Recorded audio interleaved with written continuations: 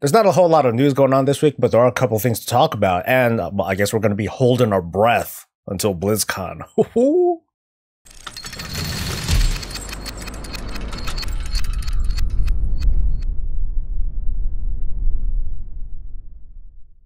What's up, you beautiful bastards? This is Soul. It is October 20th, 2017. This is Warcraft Weekly. That is Bob. Let's get this show on the road. Oh, I forgot what he said. Was it like, let's just get right to it, or whatever? So how was your week? Mine was kind of quiet. At least with my raid roster, the roster seems to be kind of flagging. I mean, there's still a little bit of time left until the Antorus raid comes out, so there's a lot of guildies that are like, oh, okay, I'm gonna go on break for a little bit.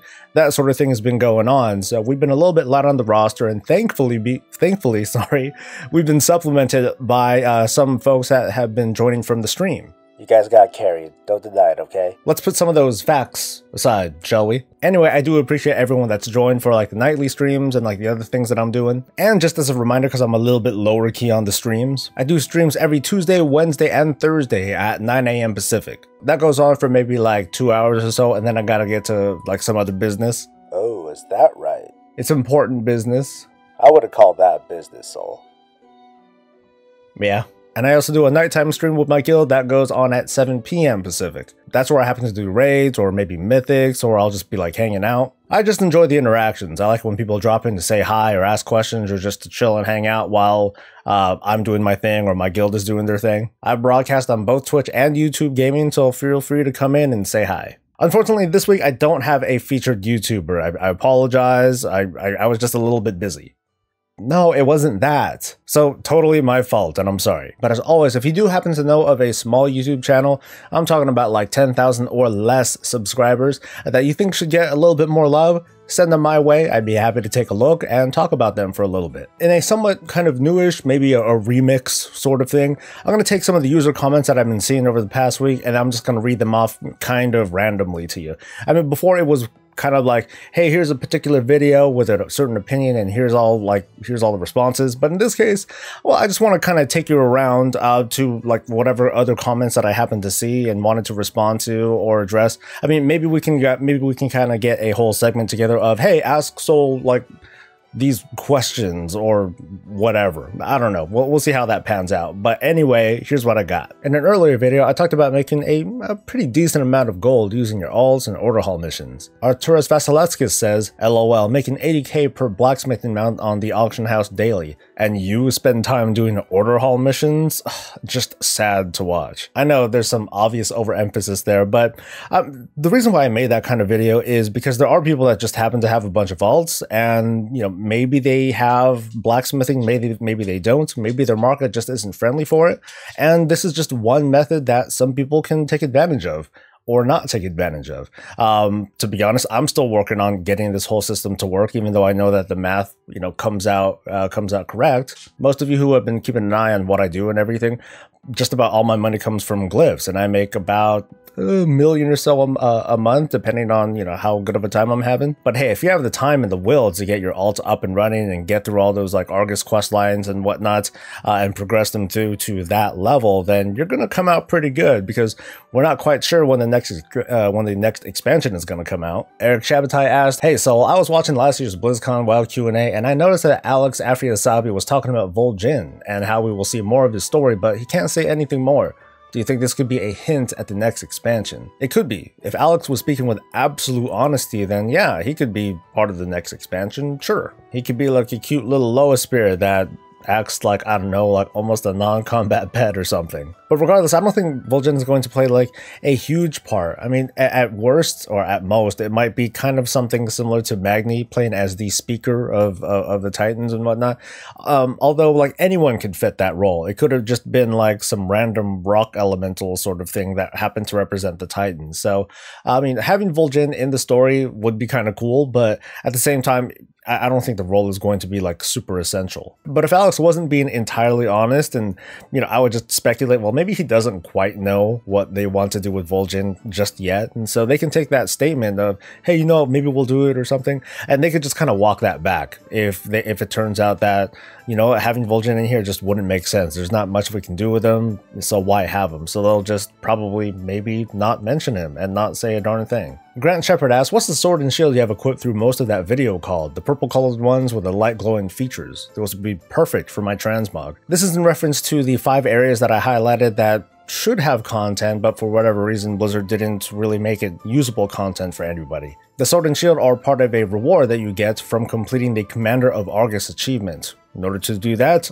all you have to do is kill every rare on Argus. To help you out with that, here is a random add-on highlight, which is called Argus Elite Tracker. I'm not going to go into too many details on explaining that, I'll just tell you what to do. Over up top, you see the 3 subzones, Antorus, Crocune, and Macaroni, or Macari, or McCree, or McAfee, or whatever you want to call it. Click the zone that you want to scan and hit that search button. It's going to run a search whether or not any of those rares are tied to any world quests, as well as if there are any pre-made groups that are set to hunt that thing down. This will help you indicate very quickly whether or not a rare is up without having to actually go there to see if it's there. And that's your add-on walkthrough. Good luck, Grant, and the transmog set is awesome. I hope you get all those rares quickly. It took me kind of a while. Yeah, long-ass while. And the last question for now is from French Curse, who asks, can you make a video about the last ban wave? And my answer is nah, but I'll talk about it. Ban waves, as you all know by now, are a typical thing that happens every now and then whenever Blizzard feels like, you know what, they have enough people that they want to ban and they were able to effectively break the technology behind the illegal software that is being used that constitutes these bans. So, you know, they just kind of do a kind of 1-2 punch. Boom, they break that whole bot or whatever it is that they're using, and then they ban everyone that has been attached to it. Of course, these types of bans don't cover things like add-ons or even questionable add-ons like the ones that color the floor and make it super easy to raid. We're talking about things that let you fly around places that you really shouldn't be flying around. Bots that'll straight up fish or farm or run battlegrounds for you. Even the ones that help automate interrupts in an arena battle, for another example. So personally, I have a pretty firm stance on using those kinds of third-party software, you know, the illegal stuff that gives you obvious advantages over players. The one type of program that does seem to be legal, but I find to be in a pretty gray area, are the ones that let you facilitate multi-boxing. And I'm talking about not just like dual boxing, which is something that I do normally, but I'm talking about using certain software to power like 10, maybe 20 instances of WoW. So you can have like a raid team of like 20 Shaman all stacked together and then boom, chain lightning the crap out of everything. And well, that's a little bit weird for me, but Blizzard said that was fine. They decided to make an exception, so well, whatever. But I trust that a bunch of people have different opinions on the matter, so feel free to share your thoughts. Anyway, let's move on to a little bit of news. The Running of the Gnomes event happened just last Saturday, and that group was able to raise $16,000. I hope that some of you were able to participate in either the normal Blizzard event or the fan run event that went on over at Scarlet Crusade. Oh, by the way, Soul didn't run it. I know, but it's on the weekend, and I'm like never really available to do that sort of stuff over the weekend. Yeah, I wonder why. Well, it's because I'm spending time with it. Don't put that shit up there, dude. Take it down. I'm going to leave a link over to their Tumblr, and if you want to, just take a look and look at the results, or if you want to make a contribution of your own, that'd be great. You would be supporting a great cause. So we have another new PTR build, and there really isn't a whole lot going on with it. We have, I don't know, they dressed up that funny-sized hole a little bit, which definitely looks like a sword wound and nothing else. And fellow YouTuber Mr. GM happened to have a sandbox private server sort of thing where he was able to get into and kind of fly around that thing for a little bit. I'll provide a link below so you can take a look at it, but, well, just kind of as a spoiler of a spoiler, you ain't missing much. It kind of makes me question my theory as to whether or not there's going to be like a second Well of Eternity. I'm still holding out on that, but, you know, we'll just have to wait, well, for another 2 weeks before BlizzCon. Oh my god. BlizzCon. Here we go. I'm excited. Leave me alone. You know, if I could, I would build a model of you and take your ass to BlizzCon myself. Really? You'd take me to BlizzCon? Yeah, the idea was to make you like a piñata, and I'd fill you up with authenticators and invite everyone to take a swing.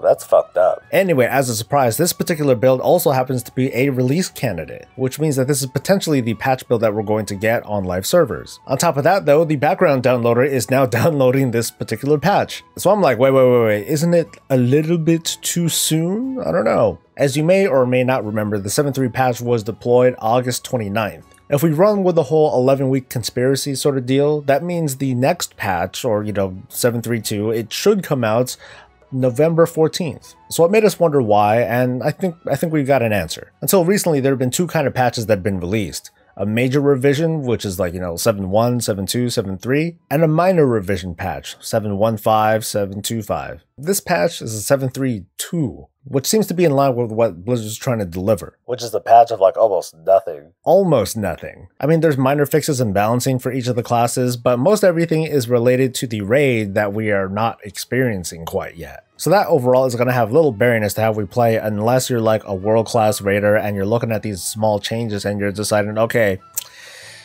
screw this class, I'm going to go for this class instead. I think the closest thing that counts as a possible feature would be the Primal Sargerite vendor. Ooh. So not that big of a deal. So as of now, we've got three kinds of patches.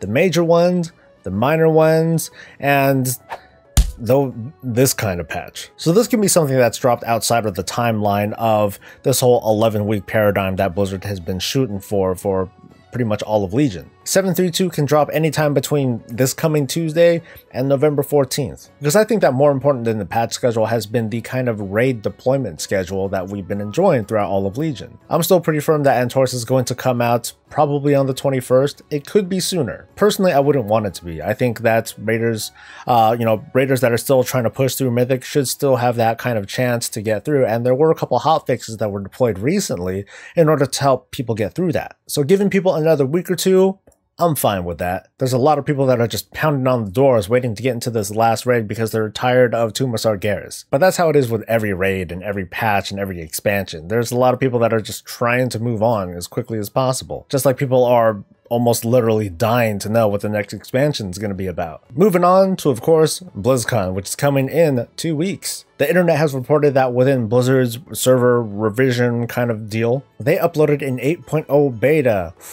What does it mean? It's probably nothing.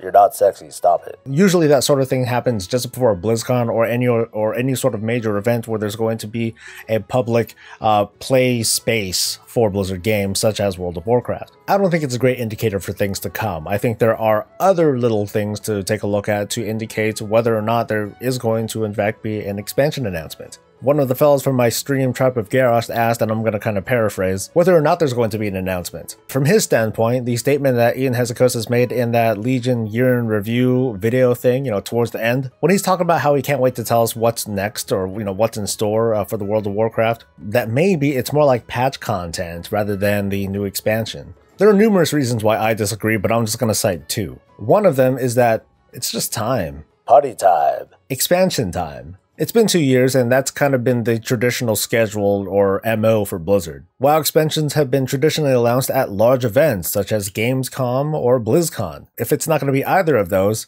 then when is it? I'm sure Blizzard has learned from their Warlords of Draenor hype that, renting out a theater so that they can get a crowd of people in so they can show off a cinematic ain't the most effective thing. You want to build up hype, you use the biggest freaking stage in town. When it comes to gaming in general, that's what Gamescom is for. When it comes to tens of thousands of people that are already your fans, BlizzCon is the place to be. So frankly, I would be hella shocked if they didn't announce something at opening ceremonies in the next 2 weeks. If they don't, throw me onto the stage. I don't know if I'll do that, but maybe. And fill me with dog doo-doo. No. The last thing I'll go over today is what is hopefully the end of the saga of this whole Path of the Titan trinket thing. There have been more clarifications that were made that will either please or enrage you. First off, to get the secondary bonus of these trinkets to proc, you only need 4 of those trinket buffs to activate at the same time, down from having all 6. On top of that, the universal legendary one, the Amanthul trinket, that one is considered a wild card, as in it's always unique. So even if your raid had nothing but the Amanthul trinket, as long as the procs align, then you'll be able to get that secondary buff.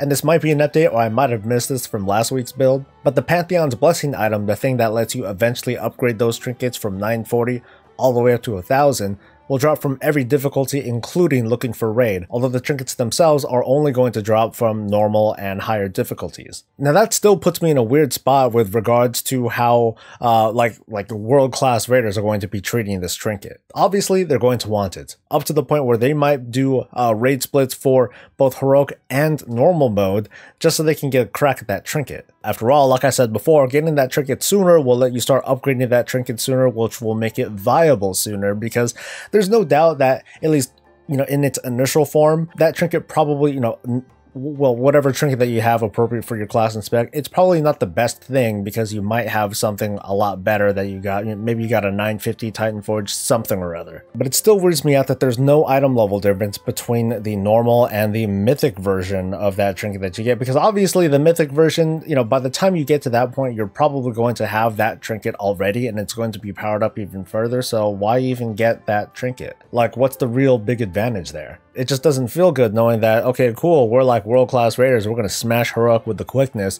and yay, I get a 940 out of this. Ooh. Oh, and I almost forgot to mention, the secondary proc from these trinkets are only going to proc in the Antorus raid and nowhere else. And this might be a knee-jerk reaction for me, but that kind of sucks. I get that this trinket setup could be like really weird and it could cause weird gameplay behavior, like for example, when it comes to like Mythic Plus or something. It'd be weird to be like, oh, do you have the trinkets? No? Get the fuck out of here. But I don't know, it's like, you know, having gear be that specific just doesn't really sit well with me. Now, I understand enough of the meta with gearing. You know, there are certain trinkets or sets that are much more useful for raids, or, you know, they're much more useful for large raids as opposed to small raids, as opposed to dungeons, as opposed to world quest content. But to have something be that specific for just that raid, I don't know. But this could be the final revision of these trinkets. I'm not sure if, you know, I'm not super on top of just what is possible to hotfix, but I don't know if it's possible to hotfix these trinkets to change them in any sort of fundamental way. It might need a patch, so they might just not change it after this. I'm going to make a presumption based on that and say, you know what, this is it. This is what it's going to be. So what do you think? Do you think these trinkets are cool, awesome, total garbage? Do you give a shit? I'm going to be sharing my thoughts on that as a protection paladin in a video next week, so stay tuned for that. But otherwise, that's going to be it for today. Wasn't that bad, right? I didn't get to say much. It's okay, man. 1 or 2 people don't like you, so I need to respond to that. Wait, are you for real? I want to give a special thanks to my newest patron, Barry Stevenson. Thank you very much for the generous donation. I hope to not let you down. But I'm not going to forget about you folks, the subscribers, the viewers, the commenters, the listeners, who've been contributing so much to the life of this channel. I've literally got 2 weeks to get all the way up to 10,000 subscribers, and I don't know if I'm going to make it. You're not going to make it, and I hate you forever. And it's totally okay if I don't. I know that I was kind of being cocky there, and as for you, well, I don't care anyway. But I appreciate everyone who subscribed and has said hi in the streams and gave their appreciation and their compliments. It's awesome. Next week, you can look forward to that Paladin video that I was talking about, as well as the other silliness and other antics that I have in store. So thanks again for watching and listening and letting me be a short part of your day. I'll see you guys next week. You guys have a good one. Stay safe, stay happy, and stay breezy. I am so not breezy.